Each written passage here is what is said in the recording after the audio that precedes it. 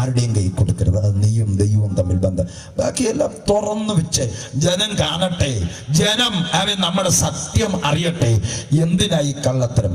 നമുക്കെന്തിനായി ഇത്രയും വലിപ്പമുള്ള ഇതെല്ലാം സ്വത്ത് പിടിച്ചു വെച്ച് വലിയ വീടുമൊക്കെ പണതേ? ഞാൻ പറയട്ടെ, ഇന്ന് പലരും പാസ്റ്റർമാരെല്ലാം ഈ ശുശ്രൂഷ കൊണ്ട് കാശ് ഉണ്ടാക്കും. അവരവർ കൃപാവരങ്ങൾ ഉപയോഗിച്ച് എല്ലാവരും ബാങ്ക് ബാലൻസ് ഉണ്ടാക്കുക. എന്നാൽ ദൈവം 5 വിധ ശുശ്രൂഷയും കൃപാവരങ്ങളും തന്നത് ആർക്കും സമ്പന്നനാകാനോ കോടീശ്വരനാകാനോ അല്ല. മറിച്ച് വേദപുസ്തകം പറയുന്നു, ക്രിസ്തുവിന്റെ ശരീരത്തിന്റെ ആത്മീയ വർധനയ്ക്ക് വേണ്ടി മാത്രമാണ് ദൈവം നമുക്ക് ശുശ്രൂഷയും കൃപാവരവും തന്നത്. എന്നാൽ ഇന്ന് സഭകളെ നോക്കിക്കേ, ആത്മീയ വർധനവില്ല, ഐക്യതയില്ല. അടിയും പിണക്കവും വഴയും പഴക്കും കുശുമ്പും വൈരാഗ്യവും വാശിയും കമ്മിറ്റികളെയും രാഷ്ട്രീയങ്ങളെയും നടക്കുമ്പോൾ ആത്മീയ വളർച്ച ക്രിസ്തുവിന്റെ ശരീരത്തിനെവിടെ? അവിടെയാണ് ഇന്ന് ഉപയോഗിക്കുന്ന കൃപാവരങ്ങളൊന്നും ദൈവസഭയ്ക്ക് ഉതകുന്നില്ല എന്നുള്ള പഠനം ഏത് ബുദ്ധിയുള്ളവനും മനസ്സിലാകും. കൃപാവരങ്ങളും ശുശ്രൂഷയും ദൈവരാജ്യത്തിന് വേണ്ടി, ദൈവനാമത്തിന് വേണ്ടി, ക്രിസ്തുവിന്റെ ശരീരത്തെ ശുശ്രൂഷിച്ചു വളർത്താൻ വേണ്ടിയായിരുന്നു. എങ്കിൽ ഈ കുഴപ്പങ്ങളൊന്നും സഭയ്ക്കകത്തുണ്ടാകില്ലായിരുന്നു. ഇന്ന് സഭയുടെ മുൻപന്തി നിൽക്കുന്നവൻ പലിശയ്ക്ക് പൈസ കൊടുക്കുന്നവനാ. പാട്ടർ പലിച്ച ഇവനൊക്കെ ആരുടെ പാസ്റ്ററായി? സ്വതന്ത്രം. സഭയ്ക്ക് ആത്മീയ വർധന ഉണ്ടായിരുന്നെങ്കിൽ ഒരു പാസ്റ്റർ പലിശ പരിപാടി നടത്താൻ പോകില്ല, ഒരു പാസ്റ്റർ വസ്തു കച്ചവടത്തിന് പോകില്ല, ഒരു പാസ്റ്റർ റിയൽ എസ്റ്റേറ്റ് മാഫിയായി പോകില്ല. മറിച്ച് അവൻ വേറിട്ട് നിൽക്കും. അവനെ പോറ്റുന്നൊരു ദൈവമുണ്ട്. അവൻ ആത്മാഭിഷേകത്തിനും കൃപാവരങ്ങൾക്കും സ്ഥാനം കൊടുക്കും. അവന്റെ ലക്ഷ്യം ക്രിസ്തു സഭയുടെ വളർച്ചയാണ്. ഇന്ന് പാരമ്പര്യം പറയുന്ന IPC-ക്കാരാ, ചർച്ച് ഓഫ് ഗോഡുകാരാ, ഏജിക്കാരാ, ശാരോൻകാരാ, നിന്റെ സഭയിലെ പാസ് പലിശയ്ക്ക് കൊടുക്കുന്നവനാണെങ്കിൽ നീ അവനെ പുറത്താക്കണം. തന്റെ ഉണ്ടോ? വെല്ലുവിളിക്കുന്നു. സിനിമാക്കാരിയോടൊപ്പം നിന്ന് ഫോട്ടോ എടുത്ത KC ജോണിനെ പുറത്താക്കാൻ ഇവിടുത്തെ IPC-ക്കാരന് തന്റെ ഉണ്ടോന്നാണ് ചോദിക്കുന്നത്. അല്ലെങ്കിൽ നീയൊക്കെ വെറുതെ ഈ പുസ്തകം പഠിച്ചുകൊണ്ട് അഭിനയിക്കുക. എന്റെ IPC സ്തോത്രം, സ്തോത്രം. അടുത്ത് കിട്ടിയാ പറയാം. ഞങ്ങൾക്ക് ന്യൂ ജനറേഷൻകാരോട് മാത്രമല്ല പോരാട്ടമുള്ളത്, പാരമ്പര്യ സഭക്കാരോടും പോരാട്ടമുണ്ട്. സത്യം അറിയാവുന്നതുകൊണ്ടാണ് ഞങ്ങളെ ഇവിടെ വന്ന് തങ്കൂനെയും പങ്കൂനെയും മാത്രം പറഞ്ഞിട്ട് പോകാമെന്നില്ല. പാരമ്പര്യം ഉയർത്തിക്കാട്ടിക്കൊണ്ട് അഭിനയിക്കുന്ന സകല തരികിടകൾക്കെതിരെ വചനാടിസ്ഥാനത്തിൽ ശബ്ദിക്കാനാണ് ദൈവം ഈ കാലഘട്ടത്തിൽ അഭിഷേകം ചെയ്തു. ഇനി സ്വന്തം അപ്പൻ വന്നാൽ വിടുകയല്ല, ഉപദേശം തെറ്റിച്ചാൽ വിടുകയല്ല പറഞ്ഞിരിക്കും. ചാൻ ഈ കാണിച്ച തെറ്റാണ്. ചാൻ്റെ പേരും കൂടെ ഞാൻ പറഞ്ഞ് പ്രസംഗിക്കുന്ന എൻ്റെ അപ്പൻ ഉപദേശപ്പശ കാണിച്ചാൽ എൻ്റെ അപ്പൻ ഉപദേശം തെറ്റിക്കുന്ന കള്ളനാണെന്ന് പറയാൻ തൻ്റെ ഉള്ള ആളാണ് ഞാൻ. അതുകൊണ്ടല്ലേ എൻ്റെ അമ്മാച്ചൻ്റെ പേര് എല്ലായിടത്തും പറഞ്ഞു. പാസ്റ്റർ സാം ജോസഫ് കുമരകം കള്ളപ്രവാചകനാണെന്ന് ഞാൻ എല്ലാ വേദിയിലും പറയാം. ഇതൊക്കെ എനിക്കൊരു ദ്രോഹവും ചെയ്തിട്ടില്ല, ഒരു ദ്രോഹവും ചെയ്തിട്ടില്ല. ഞാനിങ്ങനെ ഈ ദ്രോഹം ചെയ്യുന്നല്ലാതെ അദ്ദേഹം എനിക്കൊരു ദ്രോഹം ചെയ്തിട്ടില്ല. തമാശ പറഞ്ഞാൽ എന്തിനാ പിന്നെ അങ്ങനെ പറയുന്നത്? ഇതൊരു ദ്രോഹമല്ല, ജനം രക്ഷപ്പെടാൻ വേണ്ടി പറയും. സ്തോത്രം. ഒരുപക്ഷെ ഞാൻ ഈ ശുശ്രൂഷയിൽ ഇന്ന് ഇവിടെ എത്തി നിൽക്കുന്നതിൻ്റെ ഒരു ഭാഗം പുള്ളിക്കും പങ്കുണ്ട്. അവൻ പുള്ളിയുടെ പ്രസംഗമൊക്കെ കേട്ടാൽ എനിക്കും ശുശ്രൂഷിക്കാനൊക്കെ ആവേശം തോന്നിയത് എൻ്റെ അങ്കിളിൻ്റെ. അവൻ ഇത്ര നല്ല പ്രസംഗമായിരുന്നു. ക്രൂശിക്കപ്പെട്ട ക്രിസ്തുവിനെ ഒക്കെ വരച്ച് കാട്ടുക എന്ന് പറഞ്ഞാൽ എനിക്ക് അങ്ങനെ അറിയത്തില്ലായിരുന്നു. ഇപ്പം പുള്ളിക്ക് അതും അറിയത്തില്ല. പുള്ളി ഇപ്പം എന്നെ ഈ വെള്ള ഉടിപ്പൊക്കെ ഇടിയിച്ച പുള്ളിയാണ്. എൻ്റെ ചെവിക്ക് പിടിച്ചിട്ടുണ്ട്, എടാ മേലാൽ കളർ ഷർട്ട് ഇട്ടുകൊണ്ട് ഒറ്റ പുൽപ്പിറ്റേ കയറി പ്രസംഗിച്ചേക്കരുത്. പുള്ളി ഇപ്പം പുതിയ കളർ തപ്പുക, ഏത് ഇടണമെന്ന് അറിയത്തില്ല. സ്തോത്രം. ആമേൻ. തമാശ പറഞ്ഞാൽ ഇതൊക്കെ ഞങ്ങൾ കൂടെ നടന്ന, ഇന്ന് ഈ പരിപാടി, പുതിയ പരിപാടി നടത്തുന്ന ഓരോരുത്തരെയും കൂടെ സഞ്ചരിച്ചിട്ടുണ്ട്, അവരുടെയൊക്കെ ഇടപാടുകൾ ശ്രദ്ധിച്ചിട്ടുണ്ട്. അതുകൊണ്ടാണ് തൻ്റെ ഇടത്തോടെ പറയുന്നത്. സ്തോത്രം. അതുകൊണ്ട് ഞങ്ങൾക്ക് ഇവിടെ ഫയറുകാരോട് മാത്രമല്ല, പാരമ്പര്യം പറയുന്ന പെന്തിക്കോസുകാരുടെ കയ്യിലിരിപ്പിനോട് ഞങ്ങൾക്ക് പോരാട്ടമുണ്ട്. ഞങ്ങൾ പൊരുതും വചനം കൊണ്ട്. ഇന്ന് പെന്തിക്കോസ് സഭകളിൽ നടക്കുന്ന, പല പാരമ്പര്യ സഭകളിൽ നടക്കുന്ന വേദപുസ്തക വിരുദ്ധമായ കാര്യങ്ങൾ തന്നെ. അതുകൊണ്ട് മറ്റു സഭക്കാരെല്ലാം ശരിയാണെന്നല്ല, എല്ലാം നന്നാകാനുണ്ട്. അതെല്ലാം ഇന്ന് പറഞ്ഞിട്ടേ ഒരു 12 മണിക്ക് ഇന്ന് രാത്രി യോഗം തീരത്തും. അവൻ കരങ്ങൾ ഉയർത്തി ഹല്ലേലൂയ പറഞ്ഞാട്ടെ. ഇനിയിപ്പോൾ ആർക്കെങ്കിലും എഴുന്നേറ്റ് പോകണമെന്നുണ്ടെങ്കിൽ അടയാളമൊന്നും കാണിക്കണ്ട, എഴുന്നേറ്റ് അങ്ങ് പൊക്കോണം. സ്തോത്രം. അതുകൊണ്ട് വളരെ ശ്രദ്ധിച്ചിട്ട് ഇന്ന് ഏതൊക്കെയാലും തീരാൻ പോവല്ലേ, നമുക്ക് തീർത്തിട്ട് അങ്ങ് പോകാം. സ്തോത്രം. സന്തോഷത്തോടെ ഒരിക്കൽ കൂടെ ദൈവത്തെ സ്തുതിച്ചാട്ടെ. കാരണം ആദ്യകാല അനുഭവത്തിലേക്ക് സഭ മടങ്ങി വരണം. അതിനെ ഞങ്ങളെയൊക്കെ എഴുന്നേപ്പിച്ച് അത് പറഞ്ഞാ ദൈവം വിട്ടിരിക്കുന്നത്. ആദ്യകാല അനുഭവത്തിലേക്ക്, അന്ത്യനാഴികളുടെ അന്ത്യനിമിഷത്തിൽ സഭയെ വചനം കൊണ്ട് ഒരുക്കിയെടുക്കണമെന്ന് പരിശുദ്ധാത്മാവ് പ്രാർത്ഥനാ റൂമിൽ പറയുന്നതുകൊണ്ടാണ് കൃത്യമായി ഇങ്ങനെ തുറന്നടിക്കുന്നത്. സ്തോത്രം. ഇപ്പൊ ഇതൊക്കെ കേട്ട് IPC-കാരങ്ങ് വിലക്കുമെന്ന് പറഞ്ഞാൽ ഞങ്ങളൊന്നും വിലങ്ങിയല്ല, നീ തന്നെ വിലങ്ങി അവിടെ ഇരിക്കുള്ളൂ. AG-കാരങ്ങ് വിലക്കി, പിന്നെ വിലക്കി. സ്തോത്രം. ചാരോങ്കാർ വിലക്കിയ നിനക്ക് തന്നെ വിലങ്ങും, അത്രേ ഉള്ളൂ. ഞങ്ങൾ ഇവിടെയൊക്കെ തന്നെയാണ്. കർത്താവ് ഉദ്ദേശിച്ച ദിവസത്തോളം ഞങ്ങൾ ശുശ്രൂഷ ചെയ്യും. അതിന് AG-യുടെ സപ്പോർട്ട് വേണ്ട, ചാരോന്റെ സപ്പോർട്ട് വേണ്ട, IPC-യുടെ സപ്പോർട്ട് വേണ്ട, ചർച്ചപ്പ് കോഡിന്റെ വേണ്ട, നൂന്റിയുടെ വേണ്ട, ഒരുത്തൻ്റെയും സപ്പോർട്ട് വേണ്ട. സ്തോത്രം. ദൈവം വിളിച്ചെങ്കിൽ ദൈവം ശുശ്രൂഷ ചെയ്യും. അങ്ങനെ നാട്ടിലൊരു ചൊല്ലുണ്ട്, ചരക്ക് ചന്നവൻ ചന്ത കാണിക്കുവച്ചാ. ഇതെല്ലാം തന്നതല്ലേ, ഞങ്ങളും ചുമ്മാ പൊട്ടന്മാരായിട്ട് നടന്നിട്ട് വന്ന് പന്തും കളിച്ചിട്ട് വന്നതല്ല. ഈ പുസ്തകത്തിന്റെ വെളിപ്പാട് ദൈവമാ തന്നെങ്കിൽ അത് പറയാൻ ദൈവം ഇടം ഒരുക്കും, അതിലൊരു സംശയവും വേണ്ട. അവൻ ദൈവം ഏൽപ്പിച്ച ശുശ്രൂഷ നിവർത്തിക്കാൻ ദൈവം അവസരം തരും. ദൈവം തരുന്ന അവസരമല്ലാതെ ഒരവസരവും വേണ്ട. 10,000ങ്ങളുടെ മുമ്പിൽ പ്രസംഗിക്കണമെന്നൊന്നും കൊതിയോ മോഹമോ ഇല്ല. അവൻ കിട്ടുന്ന പ്രസംഗത്തിന്റെ അവസരങ്ങൾ 10 പേരേ ഉള്ളെങ്കിലും പ്രസംഗിക്കുന്ന എനിക്കും ഇരിക്കുന്ന 10 പേർക്കും സ്വർഗരാജ്യത്തിലെത്താനുള്ള വകുപ്പ് അവൻ ഈ കാലത്തിന്റെ തെറ്റുകളെ ചൂണ്ടിക്കൊണ്ട്, ശരിയെ ചൂണ്ടിക്കൊണ്ട് കാണിച്ച് ജനത്തെ ബോധവൽക്കരിച്ച് നിത്യതയിൽ എത്തിക്കുക എന്നുള്ളതാണ് ഞങ്ങളുടെ ഉദ്ദേശം. സ്തോത്രം. സ്നേഹിത, നിങ്ങൾ ഈ കാണിക്കുന്ന ഫയറും ബ്ലസ് ഒന്നും ഒരു രക്ഷയില്ല. സത്യവചനത്തിലേക്ക് ജനത്തെ മടക്കിക്കൊണ്ടുവരണം.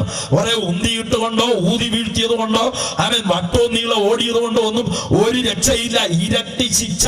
അന്ത്യകാലത്ത് ഇങ്ങനെയുള്ള ആരാധനകൾ എഴുന്നേറ്റ് വരുമെന്ന് വേദപുസ്തകം പറയുന്നുണ്ട്. അതുകൊണ്ട് ദൈവം തന്നെ നശിപ്പിക്കുമെന്ന് എഴുതിയിട്ടുണ്ട്. ശിക്ഷിക്കുമെന്നായിരുന്നേ കുഴപ്പമില്ലായിരുന്നു, രക്ഷിച്ചവൻ തന്നെ നശിപ്പിക്കും. അത് നമുക്ക് ദൃഷ്ടാന്തം എഴുതിയിട്ടുണ്ട്. വേണേ ഒന്ന് വായിച്ചു. യൂദ 5 ഒന്ന് വായിച്ചു. യൂദ 5. നിങ്ങളോ സകലവും ഒരിക്കൽ അറിഞ്ഞുവെങ്കിലും നിങ്ങളെ ഓർപ്പിപ്പാൻ ഞാൻ ഇച്ഛിക്കുന്നു എന്തെന്നാൽ, കർത്താവ് ജനത്തെ മിസ്രൈമിൽ നിന്ന് രക്ഷിച്ചിട്ടും വിശ്വസിക്കാത്തവരെ പിന്നത്തേതിൽ നശിപ്പിച്ചു. കർത്താവ് മിസ്രൈമിൽ നിന്ന് ജനത്തെ രക്ഷിച്ചു, പക്ഷെ വിശ്വസിക്കാത്തവരെ പിന്നത്തേതിൽ എന്ത് ചെയ്തു? വിശ്വസിക്കാത്തവർ എന്ന് കൊടുത്തിരിക്കുന്നത് ഹൃദയത്തിന്റെ അകത്ത് വിശ്വസിക്കാത്തവർ എന്നല്ല. വിശ്വസിക്കാത്തവർ എന്ന് പറഞ്ഞാൽ കർത്താവിനെ വിശ്വസിച്ചാൽ കർത്താവിനെ അനുസരിക്കണം, കൽപ്പന അനുസരിക്കണം. അനുസരിക്കാത്തവരെ ദൈവം നശിപ്പിച്ചു. രക്ഷ സൗജന്യമാണ്. രക്ഷ എന്നാ? സൗജന്യമാണ്. ഞാൻ പാപിയാണെന്ന് ഞാൻ സ്വയം തിരിച്ചറിയുക. എൻ്റെ പാപങ്ങൾക്ക് വേണ്ടി ദൈവമായിരുന്നവൻ വേഷത്തിൽ മനുഷ്യനായി ദാസന്റെ രൂപമെടുത്ത് ഭൂമിയിൽ ഇറങ്ങി വന്നു. എൻ്റെ പാപം മുഴുവൻ തൻ്റെ തോളിൽ ചുമന്നു. അവൻ എൻ്റെ പാപങ്ങൾക്ക് പകരമായി അവൻ വിധിക്കപ്പെട്ടു. ക്രൂശിൽ 2 കള്ളന്മാരുടെ നടുവിൽ മരിച്ചു. അവൻ പുറം മുഴുവൻ ഉഴുവുചാല് പോലെ കീറി, കാർക്കിച്ചവന്റെ മുഖത്ത് തുപ്പി, കണ്ണുകെട്ടി കർമ്മത്തടിച്ചു. അവൻ മുൾക്കിരീടം തലയിൽ കോൽ കൊണ്ട് അടിച്ചു കയറ്റി. അവൻ കണ്ടാൽ അല്ലെന്ന് തോന്നുമാർ വിരൂപമായി. അവനെ 7 മൊഴികൾ ഉറക്കപ്പറഞ്ഞ് ഒടുവിൽ പിതാവേ പ്രാണനെ നിന്റെ കരങ്ങളിൽ തരുന്നു എന്ന് പറഞ്ഞ് സ്വന്തം തോളിൽ തലചായിച്ചു. അവൻ അവസാനത്തുള്ള രക്തം വരികുറ്റി മാനവകുലത്തിന്റെ മുഴുവൻ പാപത്തിനും വേണ്ടി പരിഹാരം വരുത്താൻ യേശു ക്രിസ്തു ക്രൂശിൽ മരിച്ചു. ആ തിരിച്ചറിവ് പ്രാപിച്ചവൻ അവൻ വിശ്വാസത്താൽ ക്രൂശിന്റെ ക്രൂശിന്റെ ചുവട്ടിൽ വന്ന്, കർത്താവേ ഞാനൊരു പാപിയാണ്, നിന്റെ പുത്രൻ നിന്റെ രക്തത്താൽ എനിക്ക് ശുദ്ധീകരണമുണ്ടെന്ന് ഞാൻ വിശ്വസിക്കുന്നു. യേശു ക്രിസ്തുവിനെ ഞാൻ എന്റെ രക്ഷിതാവും നാഥനുമായി സ്വീകരിക്കുന്നു. അങ്ങ് എനിക്ക് വേണ്ടി മനുഷ്യനായി ഭൂമിയിൽ വന്നു, അങ്ങ് എനിക്ക് വേണ്ടി അവൻ ത്യാഗം സഹിച്ചു, മരിച്ചു, അടക്കപ്പെട്ടു, ഉയർത്തെഴുന്നേറ്റ് അവൻ പിതാവിന്റെ വലത്ത് ഭാഗത്ത് സ്വർഗ്ഗാരോഹണം ചെയ്ത് ഇന്നും എനിക്ക് വേണ്ടി പക്ഷപാതം ചെയ്യുന്നു. എന്നെ ചേർക്കാൻ അങ്ങ് വേഗം മടങ്ങി വരും, എനിക്ക് അങ്ങ് ഭവനം ഒരുക്കുന്നു എന്ന ഹൃദയം കൊണ്ട് വിശ്വസിച്ച് വായികൊണ്ട് നീതിക്കായി ഏറ്റുപറയുമ്പോൾ ഒരുവൻ രക്ഷിക്കപ്പെട്ടു കഴിഞ്ഞു. ഏറ്റുപറയും. അത് സൗജന്യമാണ്. പക്ഷേ രക്ഷിക്കപ്പെട്ട ശേഷം ആ വാചകം പറഞ്ഞ അടുത്ത ചുവട് വെച്ച് ജീവിതം ആരംഭിച്ച് ജീവിതം അവസാനിച്ച് മരണം വഴിയോ കാഹളം വഴിയോ ഈ ലോകത്തിലെ ജീവിതം അവസാനിക്കണം വരെ രക്ഷയ്ക്ക് കനത്ത വില കൊടുക്കണം. അതുകൊണ്ടാണ് എബ്രായ ക്രിസ്ത്യാനിയോട് പറഞ്ഞത്, ഇത്ര വലിയ രക്ഷയെ ഗണ്യമാക്കാതെ പോയാൽ എങ്ങനെ തെറ്റിയൊഴിയും? ഇത്ര വലിയ രക്ഷയെ ഗണ്യമാക്കാതെ പോയാൽ എങ്ങനെ തെറ്റിയൊഴിയുമെന്ന് പറഞ്ഞ ജാതികളോടല്ല, രക്ഷിക്കപ്പെട്ട് സഭയിലായവർ കാലത്തിന്റെ കടന്നുപോക്കിൽ മനമെടുത്ത് എബ്രായ ക്രിസ്ത്യാനി പറയുക, നീ രക്ഷയെ തിരിച്ചറിഞ്ഞവനാ, ഇതിനെ ഗണ്യമാക്കുന്ന രീതിയിൽ സഞ്ചരിക്കുന്നില്ലെങ്കിൽ നിനക്ക് തെറ്റിയൊഴിയാൻ പറ്റത്തില്ല, നീ നശിക്കുമെന്നർത്ഥം. സ്തോത്രം. ആരാ രക്ഷയെ ഗണ്യമാക്കാതെ പോകുന്നേ? രക്ഷിക്കപ്പെടാത്തവന് ഇതിനെ കുറിച്ച് അറിയത്തില്ല. രക്ഷിക്കപ്പെട്ട് തിരിച്ചറിഞ്ഞവരെ ഇപ്പം ഗണ്യമാക്കാത്തത്. അവർക്കിപ്പോ ഇതൊന്നും വലിയൊരു കാര്യം. അവർ പറയുന്നത് ഇതെല്ലാം നമ്മളെ ഉയർത്താനാ, മാനിക്കാനാ, നമുക്ക് വലിയ വീട് തരാനാ, വണ്ടി തരാനാ, നമുക്ക് ഈ ലോകത്തിന് മുമ്പിൽ തല ഉയർത്തി, ചിലരൊന്ന് കൊമ്പ് ഉയർത്താനാ. ഒന്നുമല്ല ഉദ്ദേശിക്കും, ഒന്നുമല്ല. അവൻ രക്ഷാപദ്ധതി ഒരുക്കിയത് ഒറ്റ കാര്യമേ ഉള്ളൂ, നിന്നെ തിരികെ ദൈവത്തിന്റെ സന്നിധിയിൽ ദൈവത്തിന്റെ രാജ്യത്തെത്തിക്കുക, നിത്യജീവനിൽ പ്രവേശിപ്പിക്കുക എന്നുള്ളതല്ലാതെ രക്ഷാപദ്ധതിക്കകത്ത് വേറൊരു പരിപാടിയില്ല. ആ രക്ഷാപദ്ധതിയുടെ പൂർത്തീകരണത്തിൽ എത്തുന്നതിന് മുമ്പേ അവൻ തെറ്റായ രീതിയിൽ വേദപുസ്തക വിരുദ്ധമായി, വിശുദ്ധ ജീവിതത്തിന് വിരുദ്ധമായി, പ്രമാണത്തിന് വിരുദ്ധമായി, ദൈവകൽപ്പനയ്ക്ക് വിരുദ്ധമായി, ദൈവത്തിന്റെ വ്യവസ്ഥകൾക്ക് വിരുദ്ധമായി നീ പാടിയാലും കൊട്ടിയാലും ഇതൊന്നും ജീവിതത്തിലേക്ക് അവൻ കൊണ്ടുവരാൻ കഴിയുന്നില്ലെങ്കിൽ നിനക്ക് ദൈവരാജ്യത്തിലെത്താൻ കഴിയില്ല. അതുകൊണ്ടാണ് എന്നെ പാടിയിട്ടൊന്നും പറഞ്ഞിട്ടും കാര്യമില്ല. എന്നെ കർത്താവേ കർത്താവേ എന്ന് വിളിക്കുന്ന ഏവനുമല്ല, സ്വർഗസ്ഥനായ എൻ്റെ പിതാവിൻ്റെ ഇഷ്ടം ചെയ്യുന്നവനത്രേ എനിക്കുള്ളവൻ. പിതാവിന്റെ ഇഷ്ടം എന്നാ പുത്ര? അവൻ പുത്രൻ പറയുന്നു, ദൈവത്തിന്റെ ഇഷ്ടമോ നമ്മുടെ ശുദ്ധീകരണം തന്നെ. ശുദ്ധീകരണം കൂടാതെ ആരും ഒരു നാളും ദൈവത്തെ കാണുകയില്ല. ദീകരണം പറയാൻ ഏത് ഉപദേശിക്കുന്ന സമയം എല്ലാവരും അനുഗ്രഹം ഉയർത്തും, മാനിക്കും. ഓ സ്തോത്രം. നിൽക്കുക. വളരെ ഖേദത്തോടെ പറയാം, ജനം വഞ്ചിക്കപ്പെട്ടുകൊണ്ടിരിക്കുക. സർപ്പം ഹവ്വായെ ഉപായത്താൽ ചതിച്ചതുപോലെ അവൻ ക്രിസ്തുവിനോടുള്ള ഏകാഗ്രത വിട്ട് നിങ്ങളുടെ ഹൃദയം വശലായി പോവുക. ക്രിസ്തുവിനോടുള്ള ഏകാഗ്രത പറഞ്ഞാൽ കർത്താവിന്റെ മടങ്ങി വരവിൽ നീ ഒരു മണവാട്ടിയായി എടുക്കപ്പെടുന്ന ആ നല്ല നിമിഷത്തെ നിന്റെ ഹൃദയത്തിൽ നിന്ന് അകറ്റിയിട്ട് കാശും വണ്ടിയും അനുഗ്രഹവും വാരുന്ന കാര്യത്തിലേക്ക് നിന്നെ തിരിച്ചുവിടുന്നത് അവൻ ദൈവമല്ല, പിശാചാണ്. കവിഞ്ഞൊഴുകുന്ന അനുഗ്രഹം. ഇനി എന്തോ അനുഗ്രഹം പറയാം. സ്വർഗത്തിലെ സകലവിധ ആത്മീയ അനുഗ്രഹങ്ങളാലും ക്രിസ്തുവേശുവിൽ നമ്മെ ദൈവം എന്ത് ചെയ്തിരിക്കുക? അനുഗ്രഹിച്ചിരിക്കുക. സ്തോത്രം. കാശല്ല ബൈബിൾ പറഞ്ഞിട്ടുള്ള അനുഗ്രഹം. കാശ് വലിയ കാര്യമൊന്നുമല്ല. വേദപുസ്തകം ശരിക്കും പഠിക്കുന്നവനൊന്നും കാശല്ല വലുത്. ആമേ. നീ സാജു മാത്യു സാറിൻ്റെ ക്ലാസ്സിൻ്റെ അകത്ത് അദ്ദേഹം പറഞ്ഞിട്ടുണ്ട്, ഭൂമിയിൽ ഏറ്റവും വില കുറഞ്ഞ സാധനമാണ് കാശ്. ഏറ്റവും ദൈവം കൊടുത്തതിൽ ഏറ്റവും വില കുറഞ്ഞതും മനുഷ്യനെ ചതിക്കുന്നതുമായ കാര്യമാണ് കാശ്. Praise the Lord. എന്നാൽ ഭൂമിയിൽ മനുഷ്യനെ ഏറ്റവും വിലപ്പെട്ടത് എല്ലാവർക്കും ഒരുപോലെ കൊടുത്തത്. വില കുറഞ്ഞത് എല്ലാവർക്കും ഒന്നിച്ച് കൊടുത്തില്ല, പല ടൈപ്പാണ് കൊടുത്തത്. അവൻ വില കൂടിയ ഭൂമിയിലെ വിലപ്പിടിപ്പുള്ള ഒരു കാര്യം ദൈവം എല്ലാവർക്കും ഒരുപോലെ കൊടുത്തത്. ഭൂമിയിലെ സ്വതന്ത്രം അത് സമയമാണ്. അമേരിക്കൻ പ്രസിഡന്റിനും ഭിക്ഷക്കാരന്, കടത്തിനെ കിടക്കുന്ന ഭിക്ഷക്കാരനും ഒരു ദിവസം 24 മണിക്കൂർ. അമേരിക്കൻ പ്രസിഡന്റ് അദ്ദേഹത്തിന് ഒത്തിരി കാര്യം ചെയ്യാനുള്ളതുകൊണ്ട് അതിന് 30 മണിക്കൂർ കൊടുത്തേക്കാൻ ദൈവം വിചാരിച്ചില്ല. ഭിക്ഷക്കാരനായാലും അമേരിക്കൻ പ്രസിഡന്റ് ആയാലും ഒരു ദിവസം 24 മണിക്കൂറേ ഉള്ളൂ. എന്നിട്ട് ബൈബിൾ എഴുതിയത് കാശ് തക്കത്തിന് ഉപയോഗിക്കാനല്ല, സമയം തക്കത്തിൽ ഉപയോഗിച്ചു കൊള്ളുക. ഇത് ഇന്നത്തെ ദൈവമക്കൾക്ക് അറിയത്തില്ല, സാത്താൻ അറിയാം. ബൈബിൾ എഴുതി വെച്ചിരിക്കുക, അല്പമേ സമയമുള്ളെന്ന് വെച്ച് സാത്താൻ ശക്തിയോടെ പ്രവർത്തിക്കുന്നു. ഞാനും നീയും ക്യാഷിന്റെ പുറകെ ഓടുന്നു. കാശുണ്ടാക്കാനും വാശി തീർക്കാനും വൈരാഗ്യം തീർക്കാനും പോകുമ്പോൾ വേദപുസ്തകത്തിലെ സത്യം എന്തെന്ന് തിരിച്ചറിയാതെ ജനം അധപ്പതിപ്പിക്കുമ്പോൾ ഈ എന്റെ സ്നേഹിതന്മാരായ ദൈവദാസന്മാരെ ഞങ്ങളോട് പിണക്കം തോന്നരുത്. ഈ സത്യത്തിലേക്ക് കടന്നു വരുവാൻ പരിശുദ്ധാത്മാവ് ഇന്ന് രാത്രി നിങ്ങളെ ആഹ്വാനം ചെയ്യുകയാണ്. യേശു മടങ്ങി വരാറായി. കരങ്ങൾ ഉയർത്തി ഹല്ലേലൂയ പറഞ്ഞു.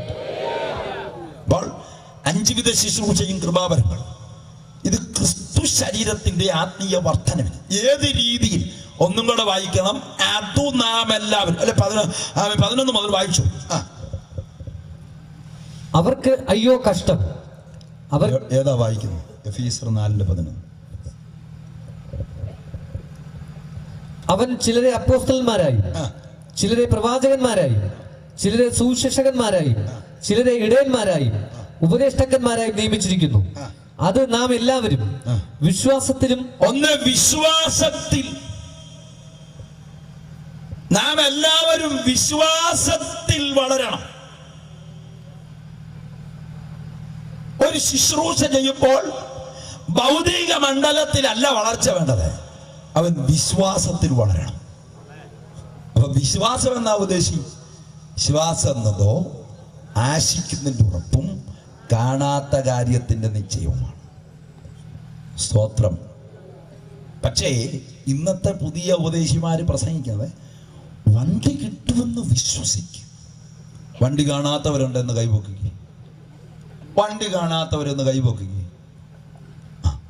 വീട് കിട്ടുമെന്ന് വിശ്വസിക്കുക. വീട് കാണാത്തവരുണ്ടെന്ന് കൈപൊക്കുക. ആരുമില്ല.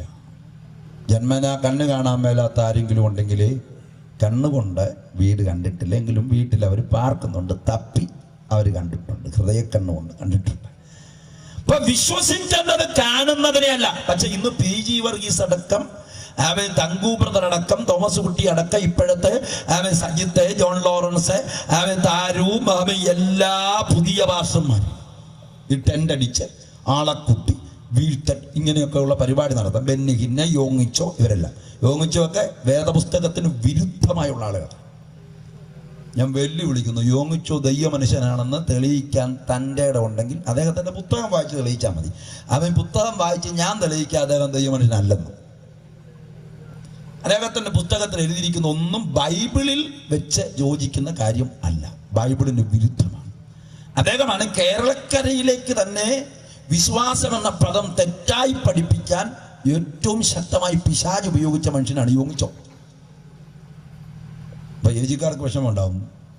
ലോകത്തിലെ തന്നെ ഏറ്റവും വലിയ സഭയിലെ പാസ്റ്റർ കാര്യമാണോ ഈ ഈർക്കിലിയുടെ വലിപ്പമുള്ള ജോബിപ്പാട്ട് പറയുന്നത്? ഈർക്കിലിയുടെ വലിപ്പം മതി. കണ്ണുമങ്ങ ഏലിയോട് ദൂത് പറയാൻ 10 വയസ്സുള്ള ചമുവേൽ മതിയെന്ന്. മതി. സ്തോത്രം. അതിന് വലിപ്പവും പ്രായമൊന്നുമില്ല, അത് പറയേണ്ടത് പറയും. സ്തോത്രം. മനസ്സിലായവർക്കായി സ്തോത്രം ചെയ്യുന്നു. പത്രോസ് സീനിയറാ, പൗലോസ് ജൂനിയറാ. പക്ഷെ കേഫാവിൽ പത്രോസിൽ കുറ്റം കാണുകയാൽ അഭിമുഖമായി പൗലോസ് എതിർത്തു നിന്നെന്ന്. കുറ്റം ഏത് പുള്ളിയെ കണ്ടാലും വേദപുസ്തക അടിസ്ഥാനത്തിൽ വിശുദ്ധ വചനം തിരുത്തി കോട്ടുമാറ്റി ഏത് വലിയ പുള്ളി വന്നാലും അതിന് വിരുദ്ധമായി എതിർത്തു നിൽക്കും. ഒരു സംശയവും. അതാ പൗലോസ് പറഞ്ഞു, ഇവരെ നിങ്ങൾ പൊറുക്കുന്നത് ആശ്ചര്യം. ആരാ? വേറൊരു സുവിശേഷം, മറ്റൊരു യേശു, വേറൊരു ആത്മാവ്, ഇത് നമ്മുടെ നടുവിൽ പ്രചരിപ്പിക്കുന്നവരെ നമ്മൾ പൊറുക്കുന്നത് ആശ്ചര്യം. അതിനെ പൊറുക്കരുത് പറഞ്ഞാൽ ഇങ്ങനെയുള്ള മീറ്റിങ്ങുകൾ നടത്തി അനാവശ്യമായി ജനത്തെ തെറ്റിക്കുന്ന ശുശ്രൂഷകൾക്കെതിരെ പ്രസംഗിക്കണം, അടങ്ങിയിരിക്കരുതെന്നാണ് അതിന്റെ അർത്ഥം. അതിനാ ഞങ്ങളത് എഴുന്നേൽപ്പിച്ചത്. അതിന്റെ ഗുണം ഞങ്ങൾ കാണുന്നുണ്ട്. എത്ര ചെറുപ്പക്കാർ തിരുവനന്തപുരത്ത് സത്യം അറിഞ്ഞെന്നറിയോ? ഏടാകൂടത്തിൻ്റെ അകത്ത് അവരിൽ പലരും ഇവിടെ ഇരിപ്പുണ്ടായി. അവരെ ഓർത്ത് ഞാൻ ദൈവത്തെ സ്തുതിക്കുന്നു. സ്തോത്രം. മനസ്സിലായവർക്കായി ദൈവത്തെ സ്തുതിക്കുന്നു. അവൻ എൻ്റെ പൊന്നു പ്രിയപ്പെട്ടവരെ, അവൻ ഒറ്റ ലക്ഷ്യമേ ഉള്ളൂ. അവൻ സഭ ക്രിസ്തു എന്ന തലയോളം വളരുക. അവൻ ഏത് മനുഷ്യനും ക്രിസ്തുവിൽ തികഞ്ഞവനാക്കുക എന്നുള്ള ലക്ഷ്യമല്ലാതെ വേറൊരു ലക്ഷ്യം ദൈവത്തിന്റെ വചനത്തിനോ ശുശ്രൂഷയ്ക്കോ ഇല്ല. തെറ്റിപ്പോകരുത്, വഞ്ചിക്കപ്പെടരുത്.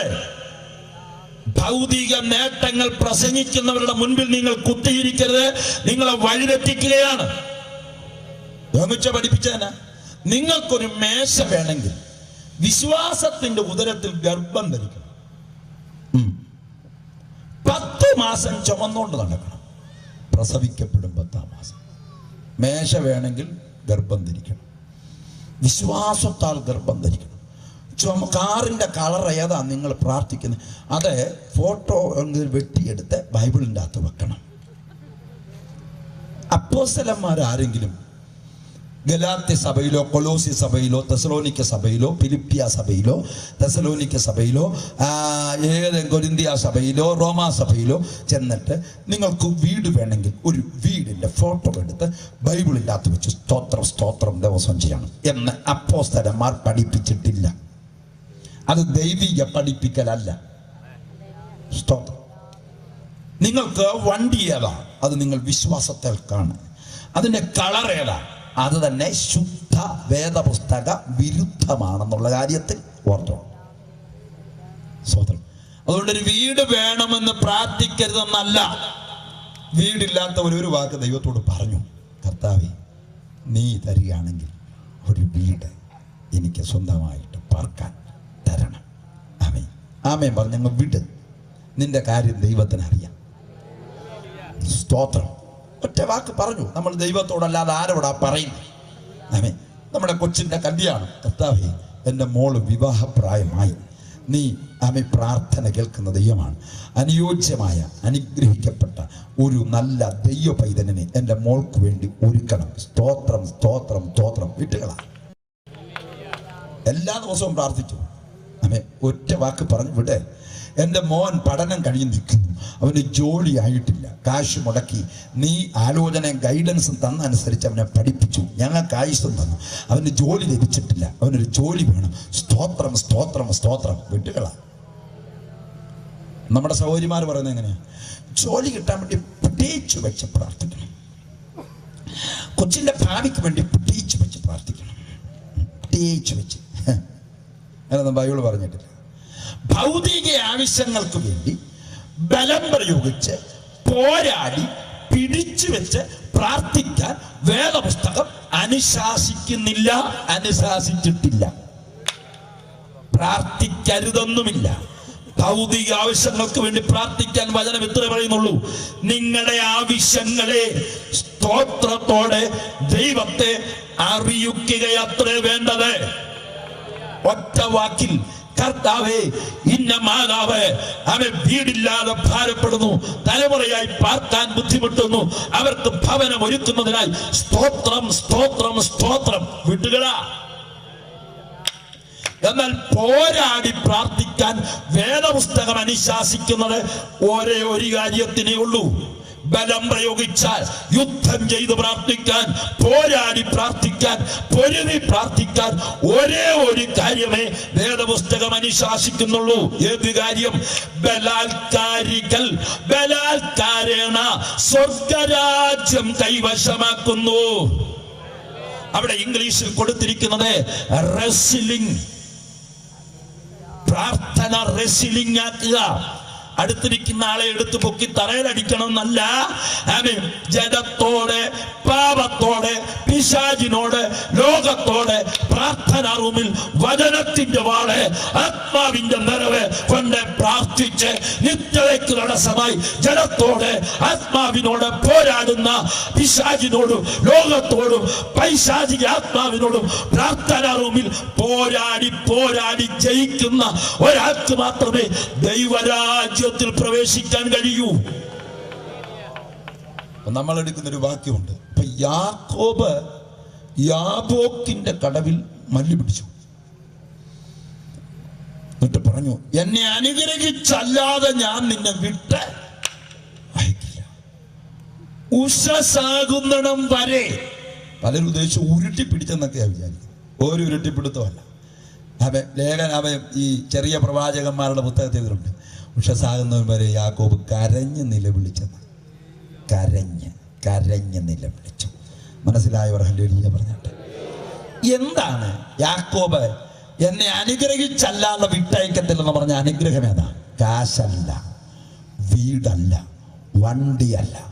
യാക്കോബിന് മനസ്സിലായി, ഞാൻ പയറുപായസം കൊണ്ട് ചേട്ടന്റെ ജ്യേഷ്ഠാവകാശം തട്ടി മാറ്റിയപ്പോഴേ ചേട്ടൻ എന്നോടൊരു കാര്യം പറഞ്ഞു, അപ്പന്റെ കണ്ണടഞ്ഞെന്ന് മരിക്കുമോ അന്ന് നിന്റെ കഴുത്ത് വാളുകൊണ്ടെടുക്കുമെന്ന് അവൻ ചേട്ടൻ പറഞ്ഞിട്ടുണ്ട്. ഏശാവ് പറഞ്ഞിട്ടുണ്ട്. ഏശാവ് ഇപ്പോഴും അവിടെ നിൽപ്പുണ്ട്. ആമേൻ. അക്കരെ എത്തി അപ്പന്റെ വീട്ടിൽ ചെല്ലാൻ ഞാൻ ദൈവത്തോടുള്ള ബന്ധത്തിൽ നിരപ്പ് പ്രാപിച്ചില്ലെങ്കിൽ തല പോകാൻ സാധ്യതയുണ്ട്. അതുകൊണ്ട് കാശല്ല, ലക്ഷങ്ങളുടെ കോടികളുടെ ആസ്തി യാക്കോബിന് അപ്പോൾ നിലവിൽ ലാബാന്റെ വീട്ടിൽ നിന്ന് കിട്ടിയിട്ടുണ്ട്. അതിനെ കൂട്ടമായി തിരിച്ച് ഏശാവിന് സമാനമായി ഒരു അനുരഞ്ജനത്തിന് വേണ്ടി തന്നെ കൊടുത്തത് ലക്ഷക്കണക്കിന് ആടുകളെയാണ്. അവൻ പറഞ്ഞു, വേണ്ട, നീ ഇങ്ങ് വന്നാ മതി. അങ്ങനെ രണ്ടു കൂട്ടത്തെ അക്കരെ കടത്തിയ ഭൗതിക അനുഗ്രഹങ്ങൾ ഏതാണ്ട് കോടികൾ ആസ്തിയുള്ള യാക്കോബ് കാശല്ല അനുഗ്രഹത്തിനായി പ്രാർത്ഥിച്ചത് അപ്പന്റെ വീട്ടിലെത്താൻ തടസ്സമായി ഇന്നുവരെ സംഭവിച്ച അമ്മായി അപ്പനെ പറ്റിച്ച, അപ്പനെ പറ്റിച്ച, ചേട്ടനെ കളിപ്പിച്ച ആ സ്വഭാവം, ആ ഉപായ സ്വഭാവം എന്നിൽ നിന്ന് നീക്കിയിട്ട് അപ്പന്റെ വീട്ടിലെത്താനുള്ള അനുഗ്രഹം എനിക്ക് വേണമെന്നാ പറഞ്ഞു. കാജൊന്നുമല്ല, നമ്മളത് കാജാക്കി വെച്ചിരിക്കുന്നേ ഉള്ളൂ. സ്തോത്രം. കരങ്ങൾ ഉയർത്തി ഹല്ലേലൂയ പറഞ്ഞാട്ടെ. അതുകൊണ്ട് കാശിന്റെ കാര്യത്തിൽ ആരും പ്രാർത്ഥിച്ച് ബലം പ്രയോഗിക്കരുത്.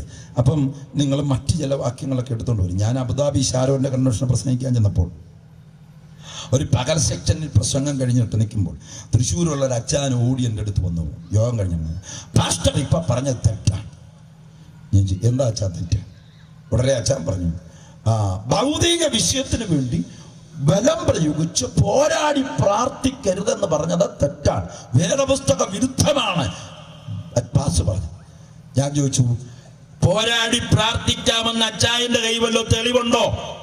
എന്നെ പുള്ളി എന്നോട് പറയാം, ബൈബിൾ എടുക്കേ. ഞാൻ പറഞ്ഞു, അച്ചാനെടുക്ക. അച്ചാൻ്റെ കയ്യിരിക്കുന്ന തെളിവ് എന്നെ വായിച്ച് കേൾപ്പിക്കുക. അച്ചാൻ പറഞ്ഞ തുറന്നു വായിക്കുക. ഒരു സ്നേഹിതൻ അർദ്ധരാത്രി വഴി പോകിയിൽ തൻ്റെ സ്നേഹിതൻ്റെ അടുക്കൽ വന്നു. ആ സ്നേഹിതൻ അവനെ വീട്ടിൽ കൈക്കൊണ്ടു. ഉടുക്കാൻ കൊടുക്കാൻ മുണ്ടുണ്ടെങ്കിലും കഴിക്കാൻ കൊടുക്കാനില്ല. അങ്ങനെ എഴുതിയിട്ടില്ല, ഞാൻ ആ കാര്യം പറഞ്ഞ് മനസ്സിലാക്കുക. കഴിക്കാൻ കൊടുക്കാനില്ല. അകത്ത് കയറ്റി ഇരുത്തിയിട്ട് ഈ സ്നേഹിതൻ അടുക്കള വഴി ഇറങ്ങി അവൻ മറ്റൊരു ഷെയിലിൻ്റെ അടുത്ത് ചെന്നിട്ട് വീട്ടിൽ മുട്ടി അർദ്ധരാത്രി, കുഞ്ഞുമനെ ഒന്ന് എഴുന്നേക്കാവോ? ആരാ? ഞാൻ ആ സാബുവാ. എന്നാടാ സാബു? അവൻ നമ്മുടെ സ്നേഹിതൻ രാത്രി വഴി പോകുകയിൽ അവൻ വിശ്രമത്തിന് എവിടെ വീട്ടിൽ കയറി. അപ്പോൾ എനിക്ക് കട്ടിലും കിടക്കാൻ കൊടുക്കാനും ഉടുക്കാൻ കൊടുക്കാനും ഒക്കെ സൗകര്യം ഉണ്ടെങ്കിലും കഴിക്കാൻ കൊടുക്കാനുള്ള സൗകര്യമില്ല. നീ ഒരു പണി ചെയ്തു, എഴുന്നേറ്റ് 3 അപ്പം 3 അപ്പം ഇങ്ങനെ തരാൻ പറഞ്ഞു. വീരോട് വായിക്കുക, 3 അപ്പം തരാൻ പറഞ്ഞു.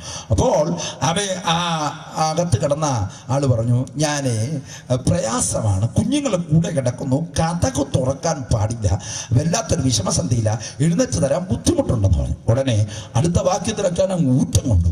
അവൻ അങ്ങനെ പറഞ്ഞെങ്കിലും ലജ്ജ കൂടാതെ മുട്ടിക്ക നിമിത്തം